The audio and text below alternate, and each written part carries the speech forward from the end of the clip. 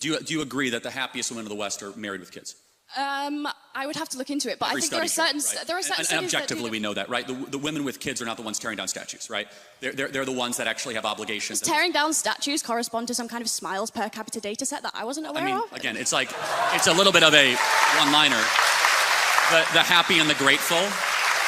The happy and the grateful usually don't go burn down Wendy's in their spare time, of which we saw in our country all throughout a single summer. But as a side note, you would agree, objectively, study after study, survey after survey, that the women of the West that are married and have children, especially a lot of children, are far happier than even the ones that earn more money correlated at the same age.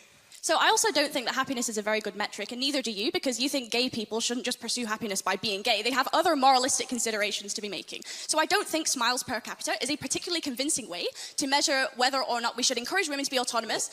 I think we should maximize agency within a fair system that has reasonable parameters because it's expedient, it's good for the economy, it's logical, it's the moral thing, because if we can't prove the material harms, we shouldn't discourage it. And also, self-reported studies is a really flawed way to do psychology. It's the week before my university exams right now, and I'm standing here explaining the basic methodology behind survey collection in sociology, which you don't even think is a real subject, to Charlie Kirk. If I took one of those surveys right now, I'd check extremely miserable. But so would a Palestinian child who's been torn to smithereens. How are we going to measure? You would say extremely miserable?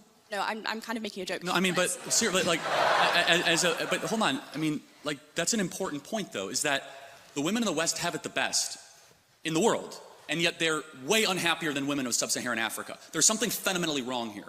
Because the women of sub-Saharan Africa have something that a lot of women in the West do not have. The women in the West have cats, and they have good jobs, and the women of sub-Saharan Africa, they have a belief in the divine, and they have kids.